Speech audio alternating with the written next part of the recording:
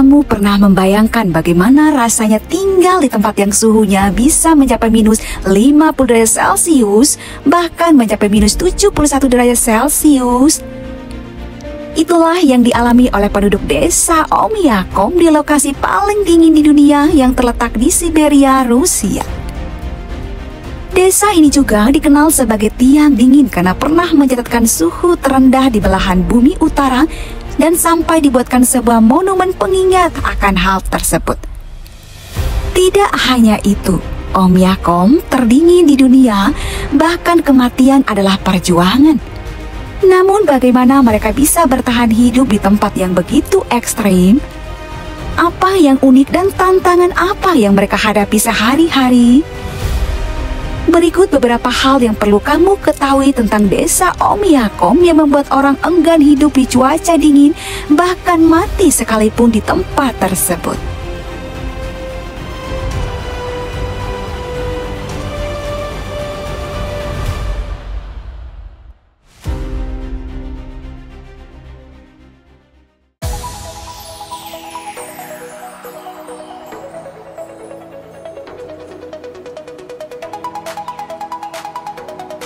Sekolah di cuaca dingin. Di negara beruang merah Rusia, salah satu yang mengejutkan adalah sekolah-sekolah di desa Omiakom tetap beroperasi meski suhu sangat dingin. Sekolah-sekolah ini tidak akan ditutup kecuali suhu turun di minus 60 derajat Celcius. Anak-anak di sini terbiasa dengan cuaca dingin dan harus mengenakan pakaian tebal untuk pergi ke sekolah. Mereka juga harus berhati-hati agar tidak membekukan alis, bulu mata, atau hidung mereka. Sekolah-sekolah di desa Omiakom dibangun di atas tiang-tiang bawah tanah untuk mengatasi ketidakstabilan lapisan tanah beku yang mencapai 13 kaki. Sekolah-sekolah ini juga dilengkapi dengan sistem pemanas yang beroperasi sepanjang waktu. Meski demikian, sekolah-sekolah ini masih menghadapi beberapa masalah seperti listrik yang sering padam, air yang membeku, atau jendela yang retak karena suhu. Omiakom di Republik Sakha, Rusia, di timur laut Siberia mungkin sedang mengalami cuaca yang beku, namun tidak terlalu dingin untuk mencegah anak-anak bersekolah. Sekolah secara resmi ditutup untuk anak-anak kelas 1 sampai 5 saat suhu turun di bawah minus 52 derajat Celcius. Saat suhu turun menjadi minus 56 derajat Celcius, semua kelas ditangguhkan. Di kota Yakutsk, 30 km selatan di Omiakom, minus 50 derajat Celcius dianggap terlalu dingin untuk anak-anak bersekolah. Murid-murid di sana libur hanya jika suhu turun ke minus 45 derajat Celcius.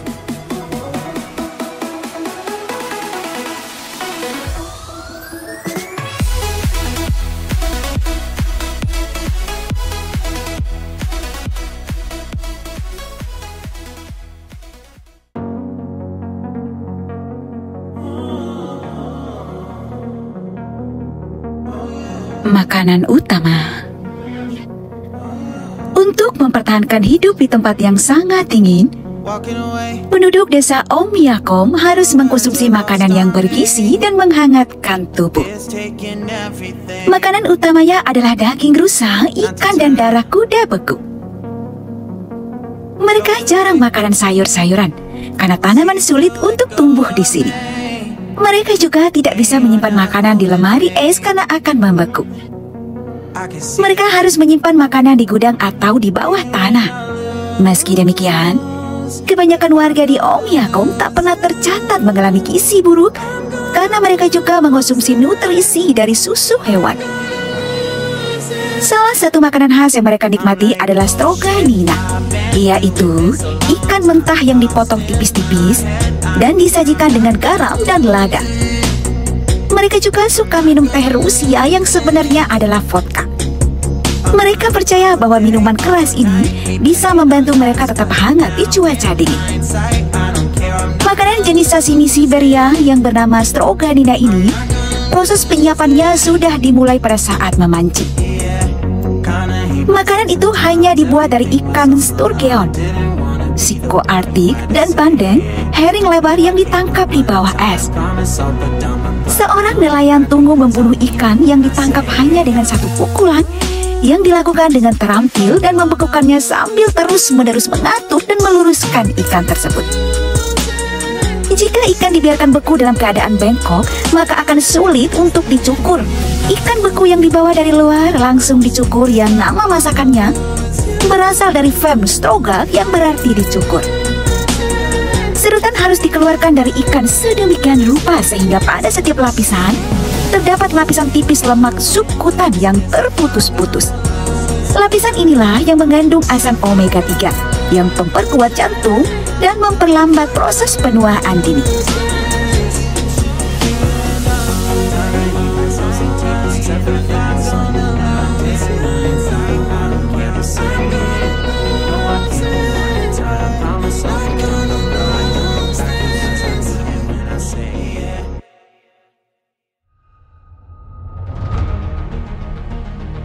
Mobil membeku. Salah satu tantangan terbesar yang dihadapi oleh penduduk desa Omiakom adalah transportasi. Kendaraan yang mereka gunakan harus selalu dinyalakan agar tidak membeku.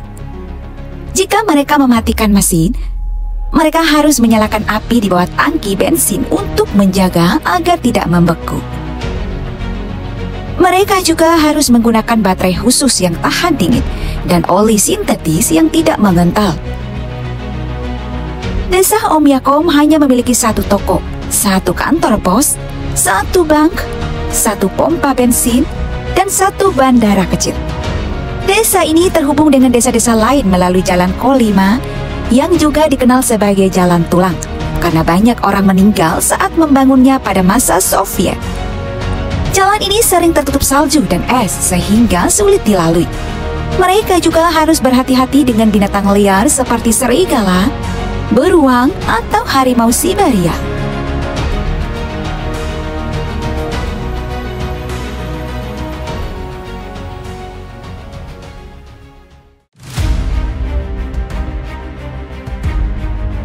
Sumber air panas. Masih di deretan daftar keunikan, meski terkenal sebagai tempat yang sangat dingin, Desa Omiakom juga dikunjungi oleh para wisatawan untuk menikmati pemandangan indah dan sumber air panas yang tak biasa. Wisatawan yang ingin merasakan pengalaman tinggal di Desa Omiakom bisa menyewa kamar di rumah-rumah penduduk atau di hotel kecil yang ada di desa ini. Mereka juga bisa mencoba makanan lokal, berinteraksi dengan penduduk setempat, atau mengikuti kegiatan budaya seperti menari, menyanyi, atau bermain musik. Wisatawan juga bisa mendapatkan sertifikat khusus yang membuktikan bahwa mereka telah mengunjungi tempat paling dingin di dunia. Desa Omiakom dikelilingi oleh pegunungan, sungai, danau, dan hutan yang mempesona. Dengan sumber air panas alami yang tetap tidak membeku meski berada di tempat yang sangat dingin, menjadi alasan mengapa desa ini dihuni. Sumber air panas di Omiakom ada ketika aktivitas geotermal di bawah tanah. Panas dari dalam bumi naik melalui rekahan batuan dan memanaskan air bawah tanah, menciptakan mata air panas yang tetap cair meskipun suhu udara bisa mencapai minus 67,7 derajat Celcius. Air panas alami ini tidak membeku karena panas dari dalam bumi. Air dipanaskan oleh panas bumi yang berasal dari dalam kerak bumi, sehingga suhunya tetap lebih tinggi dari titik beku. Sirkulasi air yang terus mengalir atau terus bergerak menyebabkan air sulit membeku dibandingkan air yang diam. Komposisi atau kandungan mineral dalam air di mata air panas juga dapat menurunkan titik beku air. Mata air panas ini sangat penting bagi penduduk setempat, terutama sebagai sumber air untuk kebutuhan sehari-hari.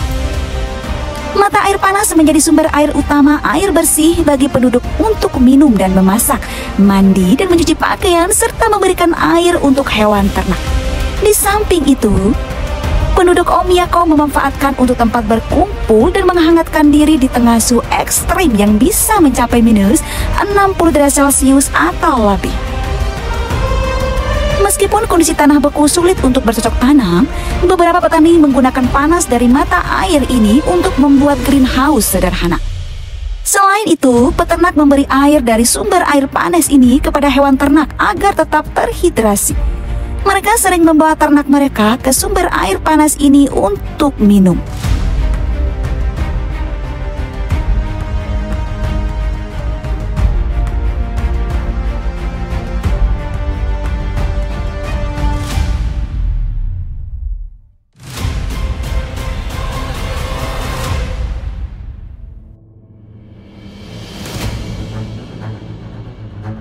Jalan tulang.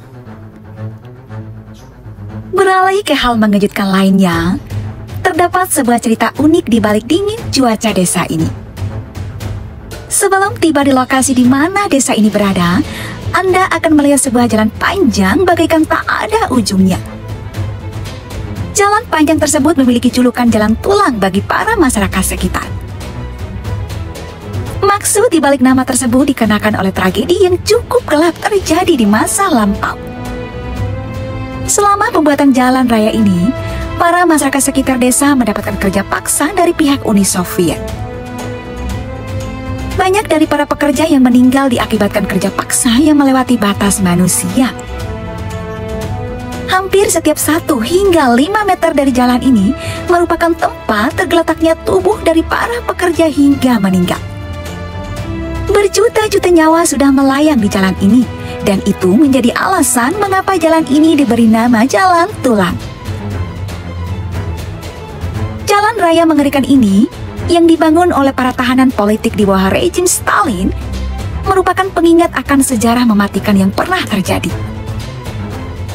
Fondasi jalan raya tersebut konon berisi tulang belulang orang-orang yang tewas selama pembangunannya. Anda akan melakukan perjalanan melintasi sungai yang membeku, pegunungan, dan hutan lebat sebelum akhirnya mencapai Omiakom, sebuah desa yang hanya berpenduduk kurang lebih 500-an jiwa.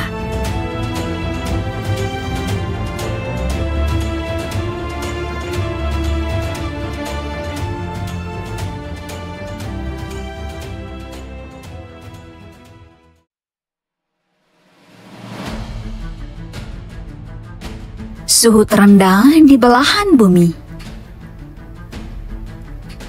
Salah satu faktor yang paling menakjubkan tentang desa Omiakom adalah bahwa desa ini memiliki rekor suhu terendah di belahan bumi utara. Pada tanggal 6 Februari tahun 1933, stasiun cuaca di desa ini mencatatkan suhu minus 67,7 derajat Celcius. Rekor ini diakui oleh Guinness World Records sebagai suhu terendah yang pernah tercatat di pemukiman manusia. Sebuah monumen di era komunis sampai dibuat di Omiakom karena temperatur di desa kecil itu pernah dilaporkan oleh geografer Robert F. mencapai minus 71 derajat Celcius pada tahun 1942. Suhu yang sangat dingin ini disebabkan oleh beberapa faktor seperti lokasi geografis, ketinggian, dan pola angin. Desa Omiakom terletak di dataran tinggi Yana Omiakom di sepanjang sungai Indigirka.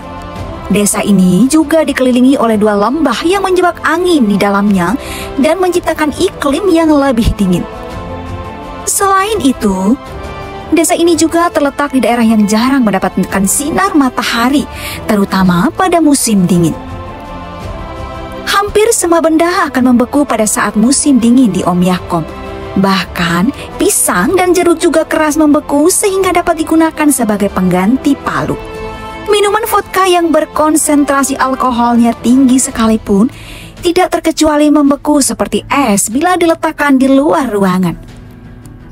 Biasanya saat orang menggunakan kendaraan pribadi di luar, mesin selalu dinyalakan agar tidak membeku dalam waktu cepat. Berjalan di luar rumah bisa menyebabkan bulu mata membeku, bahkan air panas yang disiram ke udara akan langsung menjadi kabut es. Kehidupan sehari-hari melibatkan pencarian balok es untuk mendapatkan air dan menderita kekurangan pipa modern dan toilet di luar ruangan. Terlepas dari kondisi ini, komunitas menentukan cara untuk berkembang. Nelayan lokal seperti Igor mengandalkan metode penangkapan ikan yang cerdik untuk menghidupi keluarga mereka, dan pengembalaan rusa kutub tetap penting bagi sejarah dan budaya wilayah tersebut. Di musim panas, Omiakom berubah menjadi rawa yang dipenuhi nyamuk dengan suhu melonjak hingga 35 derajat Celcius. Sangat kontras dengan musim dingin yang sedingin es. Pada Januari tahun 2018, suhu di Omiakom mencapai minus 66 derajat Celcius, mendekati rekor dingin tahun 1924. Tetapi 2 minggu kemudian, suhunya menghangat sampai minus 8 derajat Celcius. Meski perubahan suhu ekstrim itu termasuk dampak pemanasan global, sisi positifnya adalah penduduk Omiakom dapat menikmati kesempatan mencairkan bulu mata mereka selama beberapa hari setiap musim dingin.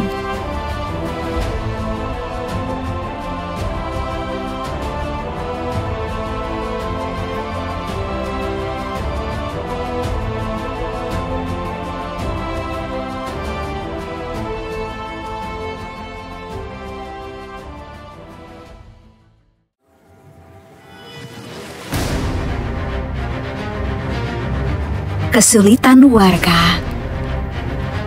Hidup di Omiakom memang sulit.